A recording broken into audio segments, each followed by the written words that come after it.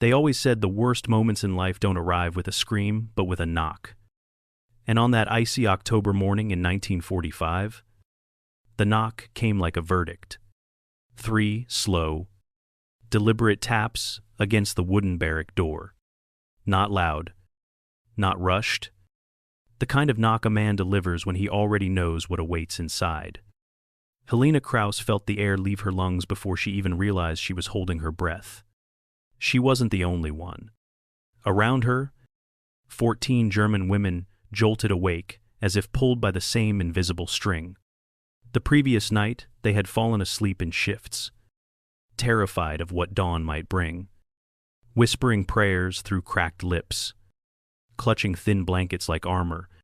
But this was the moment every story, every rumor, every whispered warning had prepared them for. For months they had heard that captured German women would be punished, humiliated, taught a lesson. They had heard of prisoners forced to strip, ordered to line up, beaten for resisting. They had heard that the British were cold and proper on the outside, but carried a deep, simmering hatred toward anyone who had worn the gray-blue uniform of the Reich. And now the knock was here, the moment of truth. Helena rose to her feet instinctively, though her knees nearly buckled. Annika Braun, the youngest among them at just 19, pressed herself against Helena's back, trembling so violently that Helena could feel each shiver like a pulse. Marta Ohlenberg, older, steadier, placed a hand on Helena's shoulder without taking her eyes off the door. No one spoke. No one dared. The barrack was so quiet that Helena could hear the tiny crackle of frost melting on the window pane. She thought, wildly, irrationally, of her mother's voice years ago, warning her that the war would change everything, especially for women in uniform. Don't believe what the radios say, her mother had whispered. Believe what mothers know. Another knock. The same calm rhythm, 3 taps. And then, the metallic clank of the door latch turning. Helena felt her nails dig into her palms. She braced herself for shouting, for violence, for the kind of humiliation she had been told was inevitable. But the door didn't burst open. It simply drifted inward, pushed by a gentle hand, letting in a rush of cold morning air. The sky outside was a muted gray, typical of northern England wet, heavy, almost colorless. A figure appeared in the doorway, backlit by the pale dawn. Not a monster, not a drunken guard, just a man in a crisp khaki uniform. His sleeves rolled neatly to the elbows. He looked middle-aged, with thinning blonde hair and an expression that was unreadable but not angry. He held a clipboard tucked against his chest. Behind him stood 2 more soldiers, one tall, one barely older than Annika. None of them carried rifles. None shouted orders. Instead, the man with the clipboard simply nodded once, as though greeting a room full of schoolchildren, and spoke in slow, careful German. "Good morning." The women stared. Some blinked. Others couldn't move at all. Helena's throat tightened. This was the trap, she thought. Kindness before cruelty. A false calm before the punishment. Then the soldier stepped aside, allowing the youngest guard, barely 20, freckles dotting his cheeks, to enter with a wrapped parcel in his arms. He moved slowly, almost tenderly, as if he were approaching a wounded animal. He carried the parcel to the wooden table at the center of the barrack, set it down deliberately, and unfolded the brown paper. The moment the paper opened, a smell drifted through the room that none of the women had expected and none of them would ever forget. Warm bread. Real bread. Not the coarse, rationed bricks they had eaten in the final days of the war. Not the moldy scraps traded on the refugee roads. But bread with a golden crust and soft, steaming interior. Next came a metal tin of margarine, a jar of marmalade, a pot of oats still warm from the kitchen stove, The youngest guard wiped his palms on his trousers, clearly nervous. "Breakfast," he said in halting German. No one moved. No one reached for the food. The women were petrified, frozen not just by fear but by disbelief. It made no sense. Nothing in their training, their upbringing, or the propaganda that had surrounded them since adolescence had prepared them for this. Marta was the first to find her voice, barely above a whisper. "Warm. Why?" The older guard didn't seem offended by the question. He simply cleared his throat and spoke again, his tone gentle but official. "We'll return in 1 hour with hot water. After that, we'll register your names. There is no rush. Eat first. Eat first." Helena nearly laughed at the absurdity of it. Eat first. That phrase didn't belong in a prisoner barrack. It belonged in a home, a kitchen, a childhood. But here it was, spoken by a British guard to a room of German women who had gone to sleep expecting degradation. The guard nodded once more, stepped back, and closed the door softly behind him. And the most shocking part, the detail that would haunt Helena for the next 30 years, was this. The door didn't lock. It clicked shut but did not seal. Anyone in that room could have pulled it open from the inside. For a long time, no one touched the food. No one even breathed loudly. Then, unexpectedly, Anika, the girl who had cried herself to sleep the night before, began to sob again. But not from fear. From confusion, from exhaustion, from the unbearable weight of a kindness she didn't trust and didn't understand. "This isn't real," she whispered. "It can't be real." But Helena knew better. Something inside her, a small ember of instinct, long buried under fear, told her that what they had just witnessed was not a trick. It was something far more terrifying, decency. The thing no one had prepared them for. She stepped forward, hesitant, and tore a small piece from the crust of the bread. It was warm, soft, fresh. She tasted it, and suddenly the room exhaled as if a spell had been broken. Women moved. Hands shook. Eyes welled. Marta reached for the marmalade. Frida grabbed the tin of margarine. Anika covered her face and cried harder as she swallowed her first real meal in weeks. It wasn't the bread itself that undid them. It was what the bread meant. That the world outside the barrack was not the nightmare they thought. That the enemy might not be the monster they had been trained to hate. That everything they believed about what awaited them, every warning, every horror story, every whispered threat might have been a lie. Helena leaned against the table, letting the warmth of the bread settle into her chest like a healing stone. In that moment, she felt something break inside her, not in the painful way the war had broken her, but in a way that made room for something new. Confusion, relief, hope. She didn't recognize it at first. Hope was a stranger now, but it lingered there, fragile and persistent, as the women ate in stunned silence. Outside, the British guards walked away down the gravel path, speaking softly among themselves as though this were just another morning.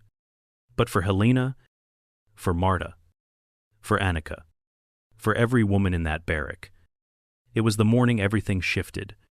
Years later, when Helena tried to describe that moment, she would always return to the same detail, the knock. The soft, deliberate knock that she believed would bring ruin, but instead brought warm bread and an unlocked door. A knock that shattered fear. A knock that rewrote everything she thought she knew about enemies, about mercy, and about the possibility that even at the end of the darkest war, humanity could still find its way through the cracks. And as the sun climbed above the English countryside, filtering pale gold light through the slats of the barrack window, Helena felt something she had not felt in a very long time, something she hardly dared to name. She felt safe. Helena Krauss had always believed that journeys changed people. But nothing in her 22 years had prepared her for the journey that delivered her to Alderwick. And as she sat on the edge of her bunk that first morning, the taste of warm bread still lingering on her tongue, images of the weeks before flooded back with a clarity she wished she didn't have. It had begun in Lunenburg, a town she barely remembered except for the sound of boots marching across cobblestones and the sour smell of burning coal drifting over ruined rooftops. The war had ended months earlier, but the air still felt thick with the residue of smoke and fear. Helena had been rounded up with a group of women pulled from signal stations, field clinics, refugee lines, and collapsed military posts. They had not been arrested with force. There were no handcuffs, no barking orders, but they were told, firmly and without room for argument, that they would be transported for processing. Processing. Everyone knew what that meant, or thought they did. The men who ordered their departure never explained where they were going, only saying the British needed answers about certain intercepted messages from the final months of the war. Helena remembered clutching the edges of her coat, trying not to meet anyone's eyes as she and dozens of other women were marched toward the port at Lunenburg. The air was cold enough to sting, and the wind whipped at their thin uniforms as if urging them backwards. And then she saw the ship, HMS Fallon, a rusted, sun-bitten cargo vessel painted a dull gray, its hull dented from years of service. It didn't look large enough to hold the 200 women pressed onto the dock, and Helena felt panic tug at her chest when she realized they were going to be loaded into its lower hold. The British soldiers guiding them were not cruel, but they were brisk efficient in a way that left no space for hesitation. Helena stepped onto the gangplank, her legs trembling despite her best efforts to appear calm. Once below deck, she understood why the ship smelled strange. The hold had once carried horses. She could still see remnants of straw wedged between the floorboards and smell the lingering mix of sweat, leather, and damp wood. The narrow space, meant for animals, not people, filled quickly with bodies pressed shoulder to shoulder. Darkness clung to the corners, and the sound of muffled crying echoed through the cramped compartment. Somewhere near the back, someone gagged. Someone else whispered a prayer. The hatch shut overhead with a metallic thud, and the shift of the ship beginning to move sent a ripple of dread through the crowd. Helena remembered gripping the wooden post beside her, feeling the ship sway violently as they entered rough water. The air grew thick and humid within minutes. Boots slid against the damp floor as the women tried to balance. No one had eaten. No one had slept. The engines groaned. The waves crashed. Someone near her retched onto the floor, and within minutes, another woman followed. The smell spread quickly, sour and suffocating. Marta Ohlenberg, who stood just 2 feet away, tried to comfort the women around her. But even Marta's usually steady hands trembled. Helena could barely breathe. Every inhale felt shallow, as if the ship were swallowing all the oxygen for itself. At one point, the lights flickered and then went out entirely. A chorus of gasps and whimpers filled the darkness. Helena pressed her forehead against the wooden post, cold sweat dripping down her back, and wondered whether they would suffocate before they ever reached land. The ship pitched harder as night fell, tossing them from side to side with each swell. Someone screamed when a wave slammed the hull, the sound cracking like an explosion. Annika Braun collapsed twice, her legs too weak to hold her, and Helena had to wrap her arm around the girl's waist to keep her upright. Time stretched into something shapeless. Hours blended into each other, measured only by the rhythm of the waves and the rising panic in Helena's chest. Then, just when she believed she would faint from the heat, a new sound cut through the darkness. Seagulls. Sharp, distant, unmistakable. The ship slowed, its engines dropping to a gentler hum. Helena lifted her head, straining to hear. The cries grew louder, and then sunlight pierced the darkness as the hatch creaked open. A rush of fresh, Cold air poured into the hold like a blessing, sweeping away the stench and despair in a single breath. Up. Everyone up. A British voice called, not harsh, but firm. The women shielded their eyes from the sudden brightness as they climbed the narrow ladder. When Helena emerged on deck, the crisp wind hit her face, nearly stealing her breath. She blinked rapidly as her eyes adjusted. Before her stretched the coastline of a foreign land, green fields, low stone buildings, and a busy port bustling with trucks and cranes. Port Wexford. She later learned. Helena stared in stunned silence. The buildings were intact, the streets clean, the sky free of smoke. Even the gulls looked fat. Fed. Content. Marta let out a weak laugh, half relief, half disbelief. It's like the war never touched them, she whispered. Helena didn't answer. A knot of guilt twisted in her stomach. She thought of her hometown flattened, burned, starved.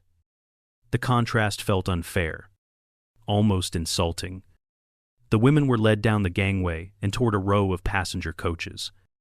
Not cattle cars. Not freight wagons. Real passenger coaches with cushioned seats and glass windows. Helena touched the wooden door frame as she stepped inside, stunned by the simple civility of the gesture. A British soldier handed each of them a sandwich wrapped in wax paper. Helena held it in her hands for a long moment before finally taking a bite. Soft bread, ham, a sliver of cheese. She didn't cry, but she wanted to. The train ride north carried them through landscapes that looked too gentle to belong to a world that had just survived the deadliest war in history. Rolling hills, flocks of sheep, children playing in fields, villages with intact rooftops and smoke rising peacefully from chimneys. Frida Mahler sat by the window, her knuckles white against the glass. "It's obscene," she murmured. "We suffered. They look untouched." Helena didn't answer. The truth was more complicated, but the emotions too raw. The train eventually slowed as it approached Alderwick. What greeted them was neither untouched nor grand. An old country estate loomed in the mist, its stone walls weathered, its windows boarded in places, its sprawling fields now fenced with barbed wire. Guard towers stood at the corners, and rows of new wooden barracks lined the grounds. Not a prison, not a camp, something in between. As they disembarked, a British sergeant directed them to form lines. His instructions were efficient, not cruel. Helena felt the chill seep through her thin uniform as the wind swept across the open yard. She studied the estate's main building, a once beautiful manor with ivy crawling across its facade. She imagined a wealthy family once living there, drinking tea in its gardens, unaware that one day it would hold foreign prisoners instead of weekend guests. The women were assigned barracks long, drafty structures smelling faintly of pine and disinfectant. Helena's group was placed in Barrack C, which would become their home for the next 6 months. The first night was the worst. The silence of the English countryside felt menacing, too calm, too foreign. They waited for shouting, for humiliation, for punishment. They waited for the nightmare they had been promised. But morning came with nothing but soft light, distant birdsong, and a knock that would change everything.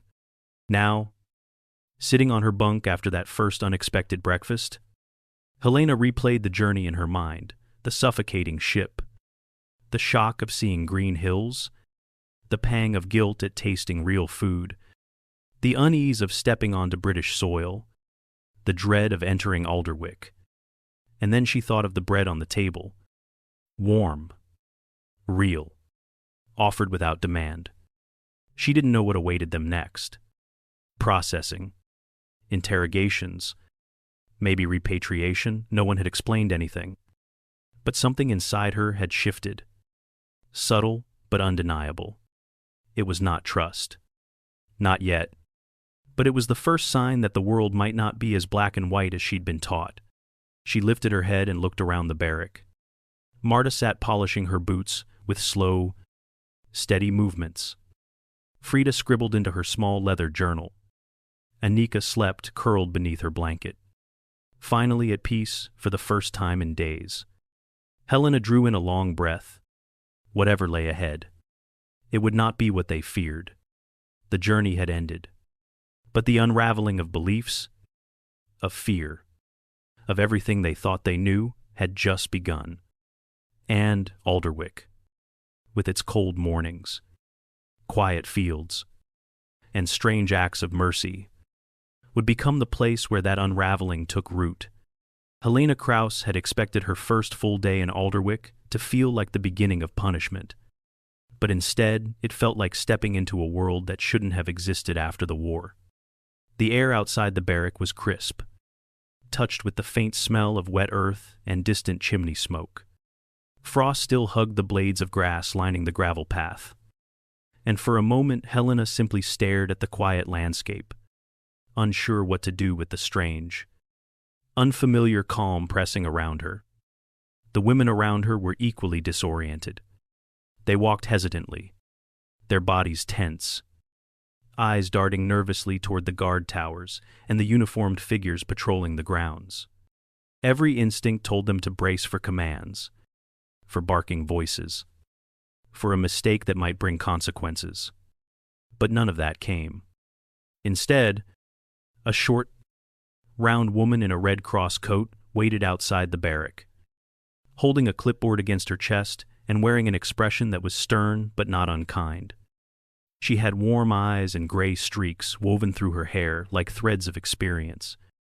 "Good morning, ladies," she said in careful German, her accent soft but deliberate.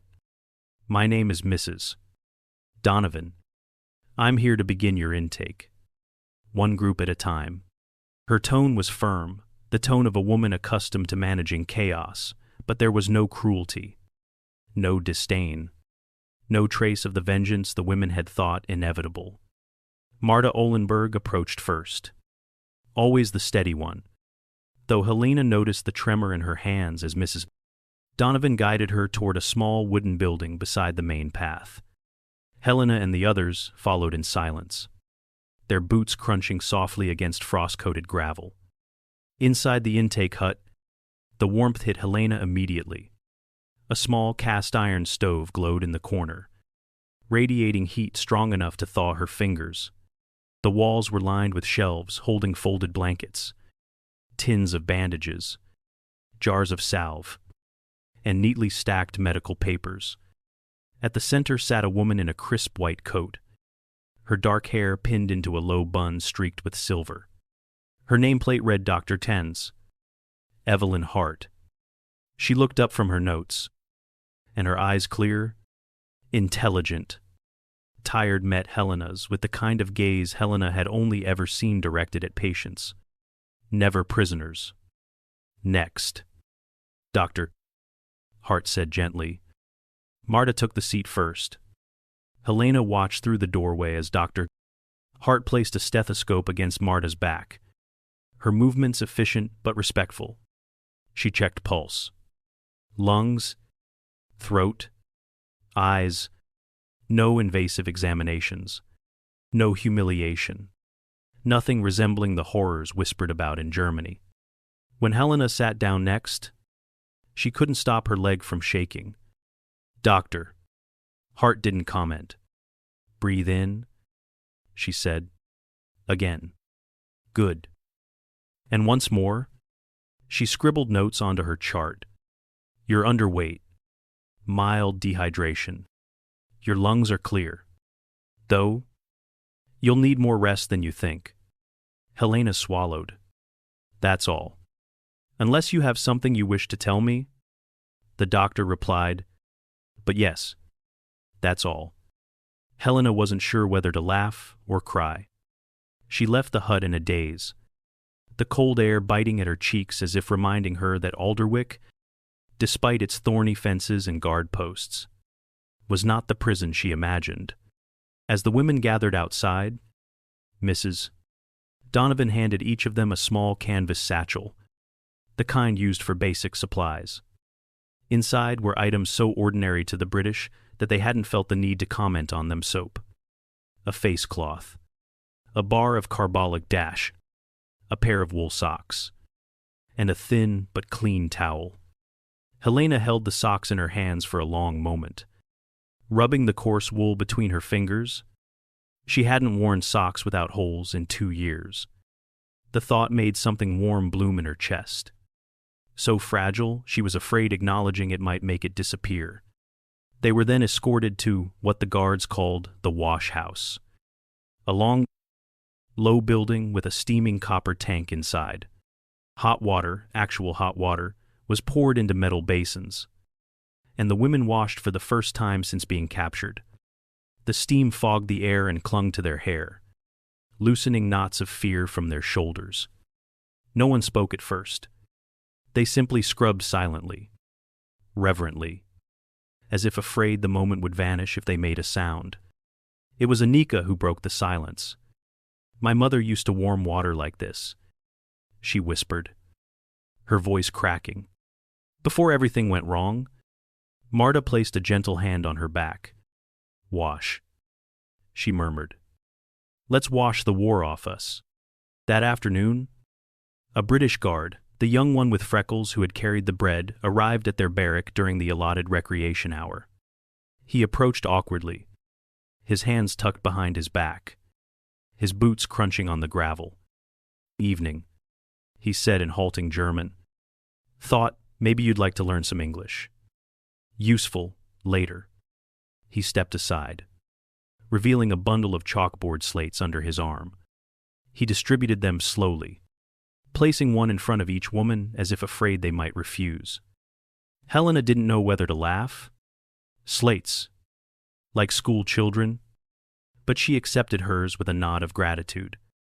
"My name is Thomas," he said, pointing at himself. "Thomas Reed." He pointed at them, gesturing for names.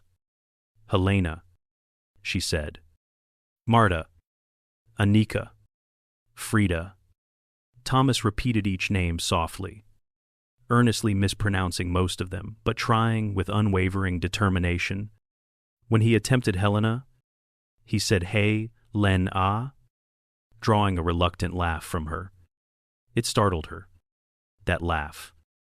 It felt too bright for the room, too alive after months of numb survival. Thomas's face flushed, but he smiled. "Close enough." Helena nodded. "Close enough."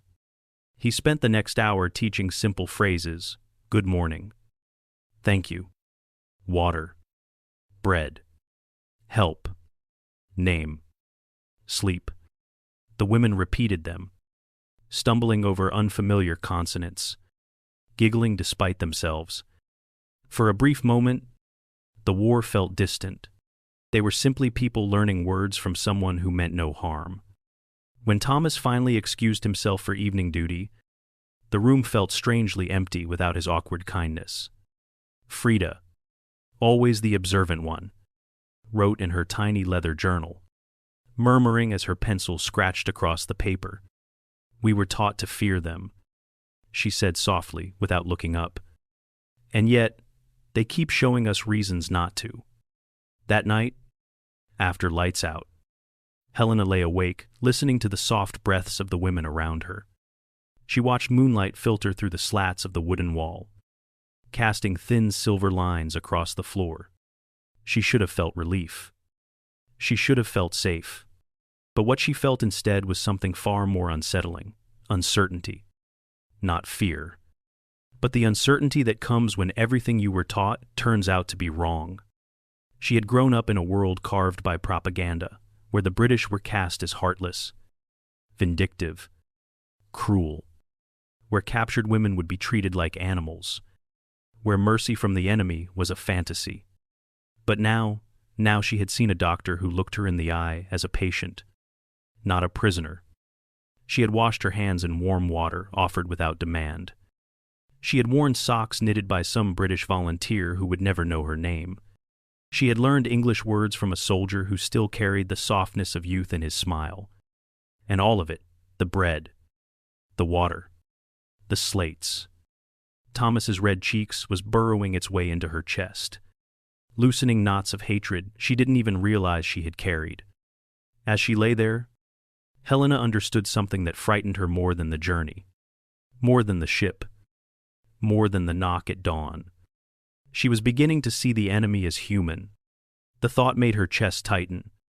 It felt like betraying everything she had known, her father's stern warnings, the lectures drilled into them during training, the stories whispered by women fleeing the front lines. And yet, the evidence was undeniable.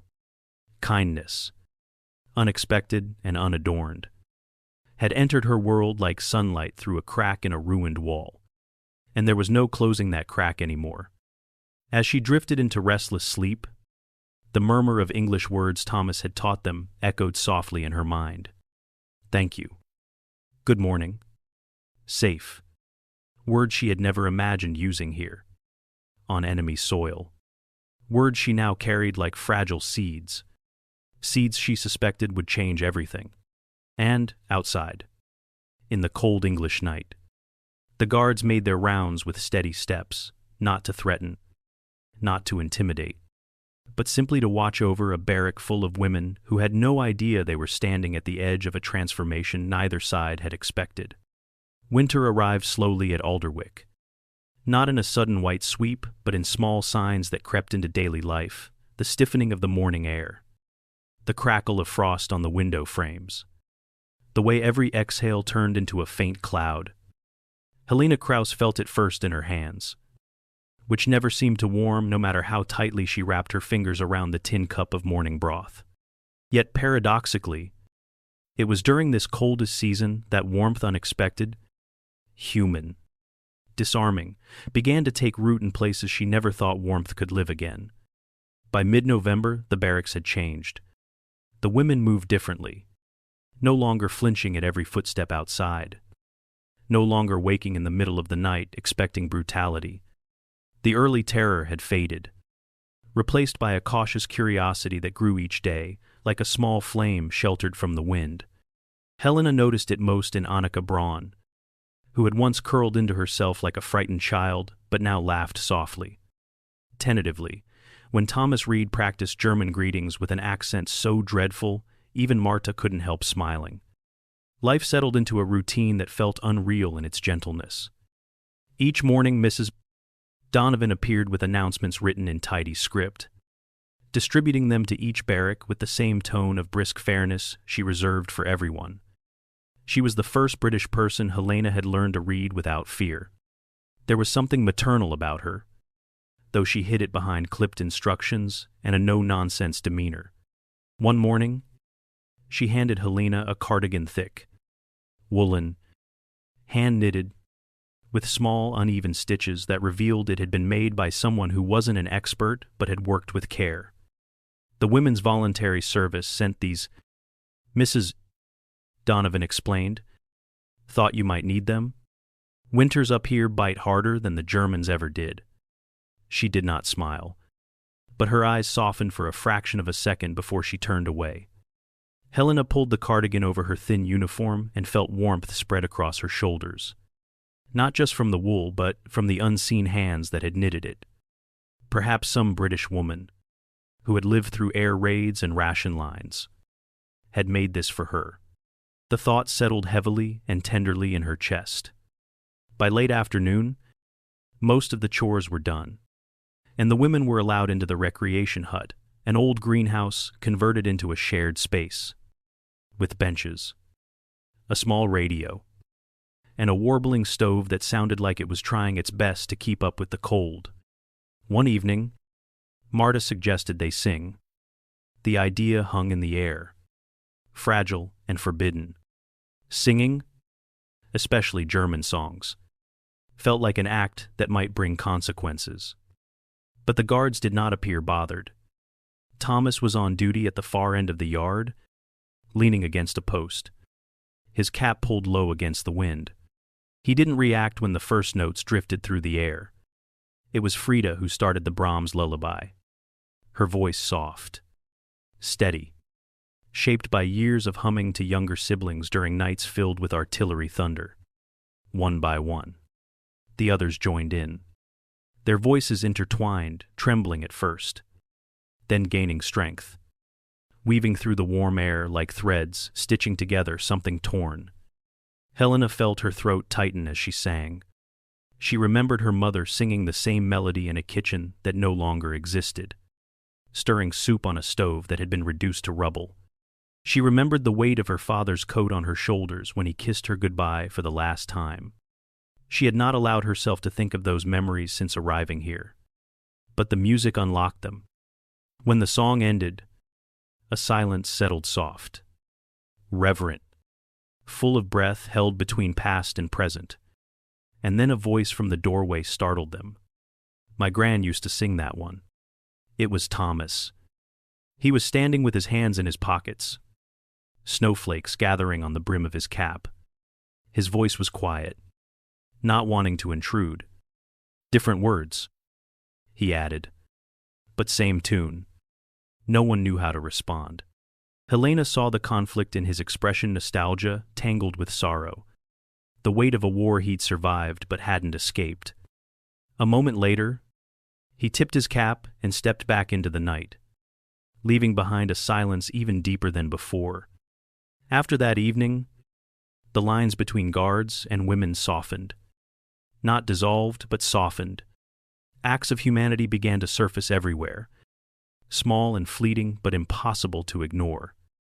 One afternoon, while sorting blankets, Helena mentioned offhandedly that it was Anika's birthday the next day. She didn't expect anyone to care. Birthdays in wartime were like luxury items, rare, fragile, almost shameful to acknowledge. But the next evening, Mrs. Donovan showed up with a small parcel wrapped in cloth. For the girl, she said, placing it on the table. Inside was a square of sponge cake, thin, uneven, barely sweet, but unmistakably cake. We don't have much, Mrs. Donovan said, almost apologetically. Sugar rations tight, but 20 years deserves something. Annika stared at the cake as though it might disappear if she touched it. Tears slid down her cheeks before she could stop them. Why? She whispered. Why would you do this for us? Mrs. Donovan hesitated. Her expression shifted, something unguarded passing across her features. Because someone did it for my son once, she said. When he served abroad, thought I'd return the favor. She turned and left before anyone could reply. After she was gone, the women shared the cake, tiny bites. Careful bites, as if it were a sacred offering. That night, Helena dreamed of home for the first time since the war ended. She saw her mother standing in the doorway of their house in Castle, waving her in from the cold. A pot of stew bubbling on the stove. She woke with tears on her pillow. Days grew shorter. Nights arrived earlier, wrapping Alderwick in long stretches of darkness, broken only by lanterns swinging from poles. Snow came in flurries, dusting the fences, turning the barracks into quiet silhouettes. One morning, Helena stepped outside to find the yard transformed into a white, untouched canvas. Frost clung to the barrack roofs like a layer of sugar. In the distance, a group of British soldiers hauled extra coal toward the women's quarters, their boots sinking into snow with soft, rhythmic crunches. As they passed, one of them nodded in greeting. She nodded back before she realized she'd done it. Kindness had become something natural in this place, even if no one dared name it. Later that week, Helena followed Marta to the far edge of the estate, where an old apple orchard stood. Its branches bare but still beautiful in their stark simplicity. Anika wandered between the trees, her breath forming white clouds as she examined the twisted trunks. Look, she said suddenly, pointing at a single apple still clinging stubbornly to a high branch, small, wrinkled, but real. Helena laughed. A sound pulled from a place she thought had died years ago. It survived, Anika said softly. Just like us. Helena reached up and pulled the apple down. They shared it, each taking a tiny bite, the taste tart and faintly sweet, a reminder of summers they feared had been erased from the world. That evening, when the women gathered around the stove in their barrack, Helena placed the apple core on the windowsill, letting the moonlight fall over it. A symbol, she thought.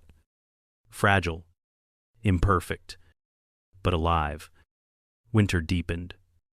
And yet, despite the cold, Helena felt herself warming in ways she couldn't explain, not because of the blankets, or the wool socks, or even the hot meals, but because Alderwick, this strange, unlikely sanctuary, had begun to thaw the ice that war had buried inside her.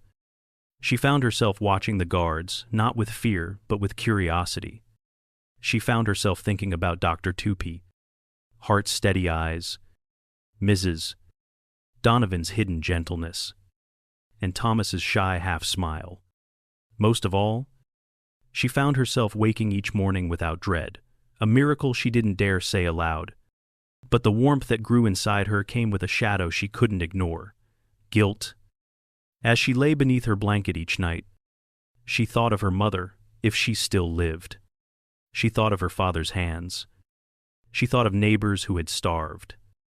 She imagined the ruins of castle buried under winter snow, silent and cold, and she wondered why she had been given warmth while others had been given graves.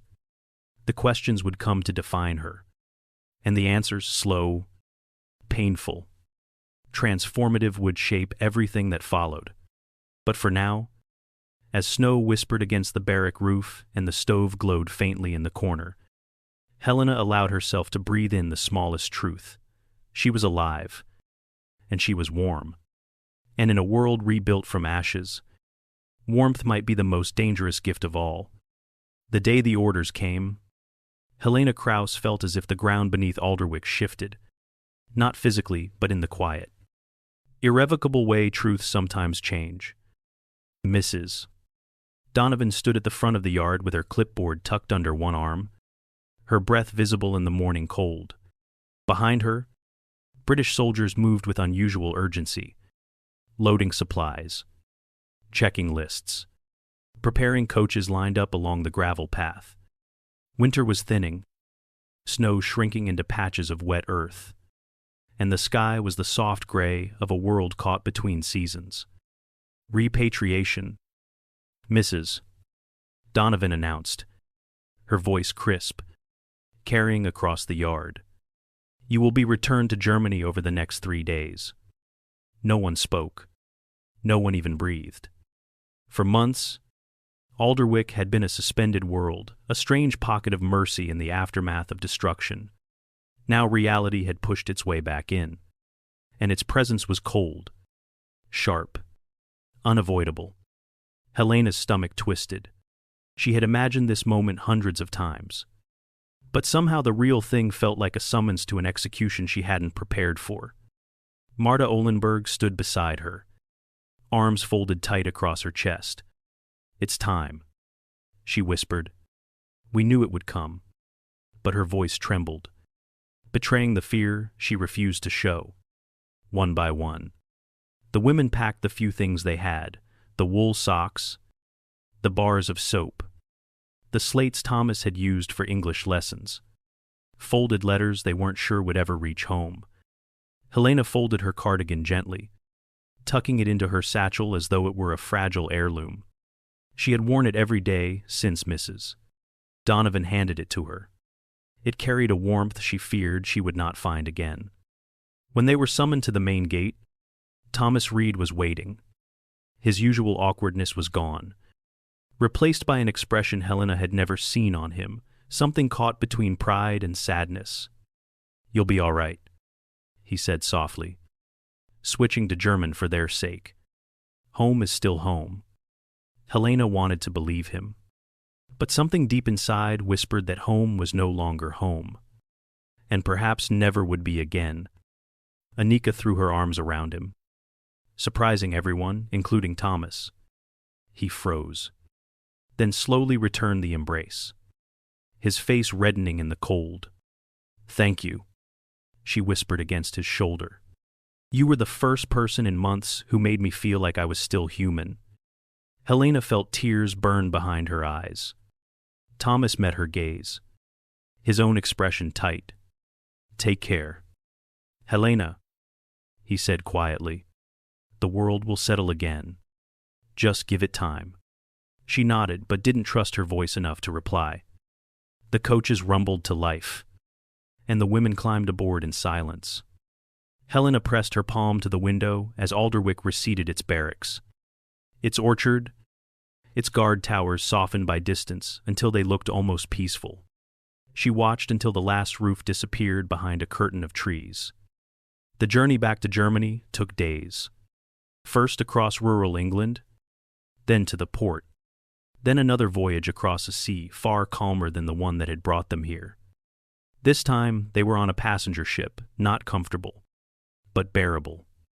They sat bundled in blankets, drinking thin soup served in tin cups, staring at the horizon as if trying to see what waited for them beyond it. No one talked much. The silence wasn't fear anymore. It was dread.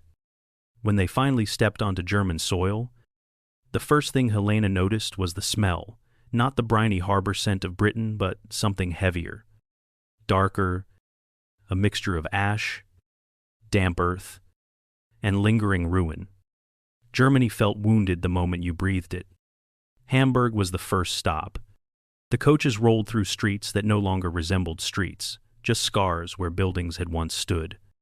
Roofless homes, collapsed walls, windows shattered like broken promises.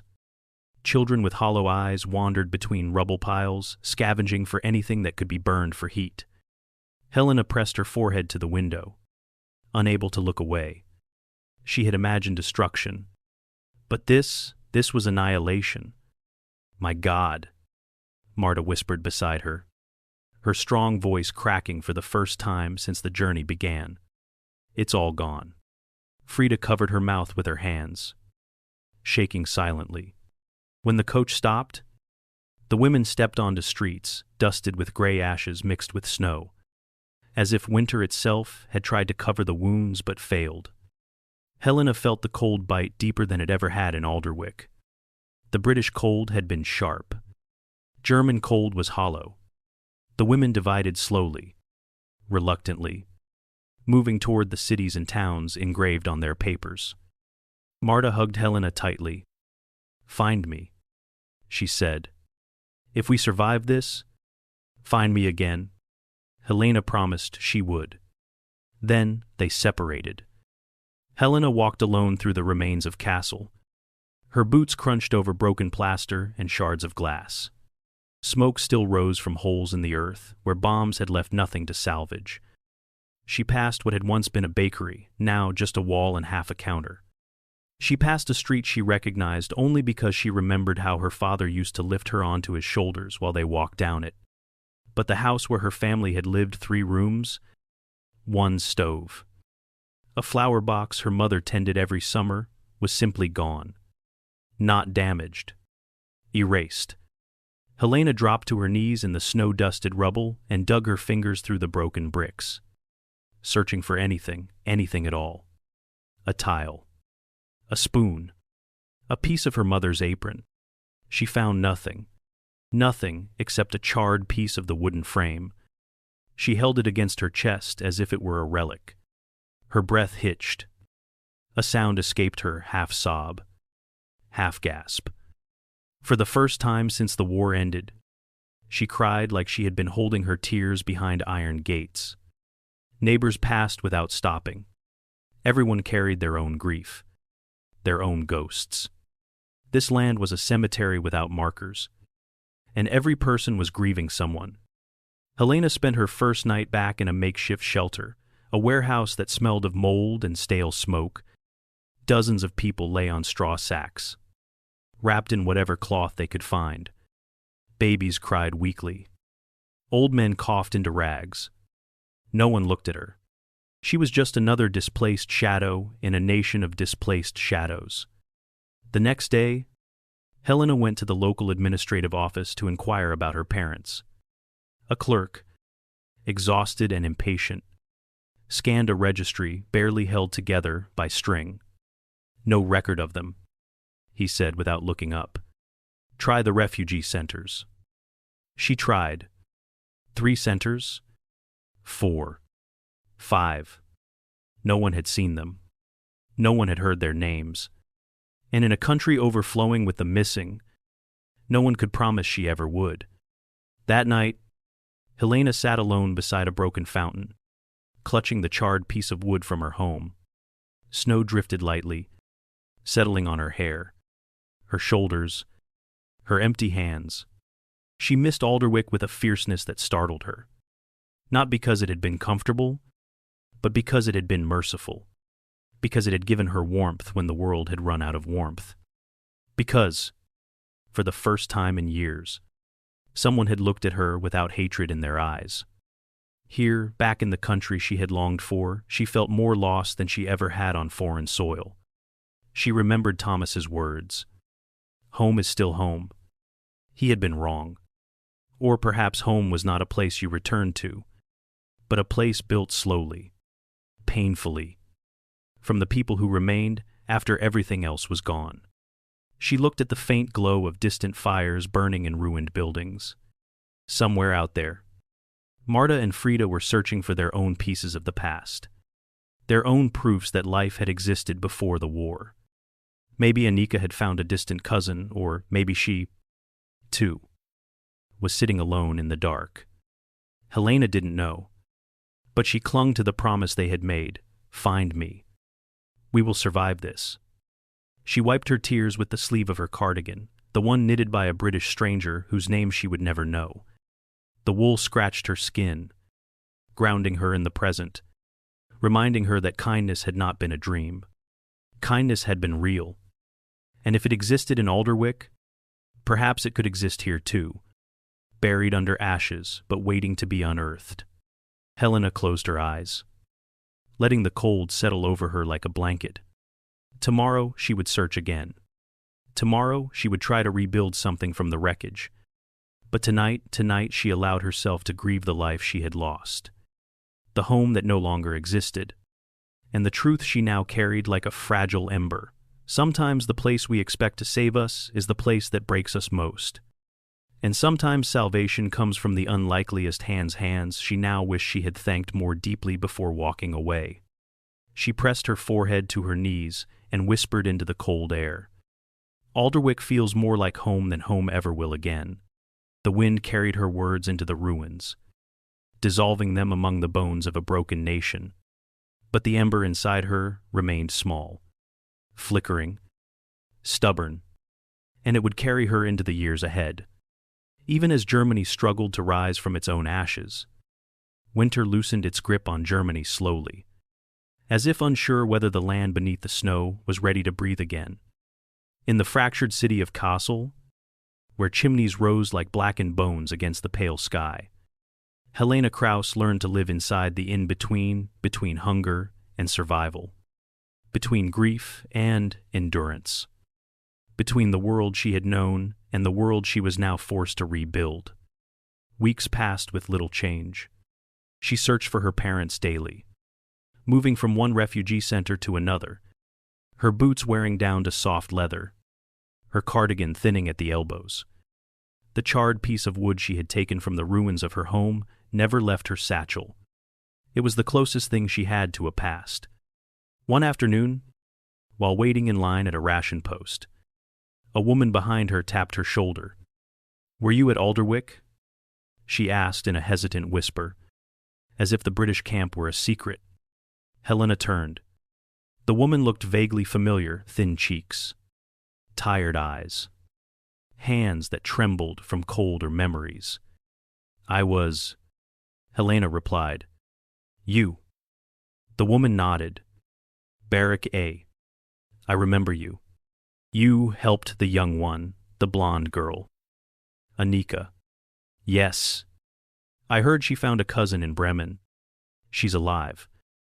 Helena felt warmth bloom in her chest for the first time in weeks. She had imagined Anika wandering the wreckage alone, wrapped in fear. Knowing she had found someone anyone felt like a blessing. That night, Helena returned to the warehouse she now shared with dozens of families and sat beside a cracked window. Snow drifted through the air like ash, falling silently on the ruined streets. She lit a match and held it close to her hands, letting the flame's faint warmth settle in her bones. For the first time since leaving Alderwick, she allowed herself to think of the British camp without forcing the memories away. She saw the orchard covered in frost, the knitted cardigan she wore now, the smell of warm bread drifting through a barrack where frightened women had once braced for humiliation. She saw Thomas Reed again, awkward, gentle, trying to teach them English words with the earnestness of a boy who hadn't yet learned to harden his heart. She remembered the way he had said her name, mispronouncing it just slightly, making her laugh despite herself. And then, with painful clarity, she remembered the moment she walked away from Alderwick without saying the one thing she had wanted to say. Thank you. The guilt pressed into her ribs, heavy and unyielding. She pulled a small stack of scrap paper from her satchel-torn pieces she had collected over the weeks and smoothed one across her knee. She dipped her pencil in the small tin of ink she'd bartered for and began to write. Dear Thomas, she wrote, the letter shaky at first. I don't know if this letter will ever reach you. I don't know if you're still at Alderwick or if you have gone back to your family, or if you even remember me as more than one of the frightened women who stood behind a door the morning you brought warm bread. She paused, listening to the quiet crackle of the candle beside her. Outside, a dog barked somewhere in the ruins. I want to tell you that I survived. She continued. But surviving is not the same as living. You and the people at Alderwick gave us a chance to feel human again before we returned to a world that had forgotten how to be kind. I didn't realize how important that was until now. Her pencil moved faster as emotions gathered behind her ribs. I looked for my parents. I still look for them every day. Castle is not the city I knew. Sometimes I walk past a place where I think a memory should be, my father's hands guiding mine as we planted flowers in the window box. My mother singing to me while she mended socks, but the memories don't match the ruins.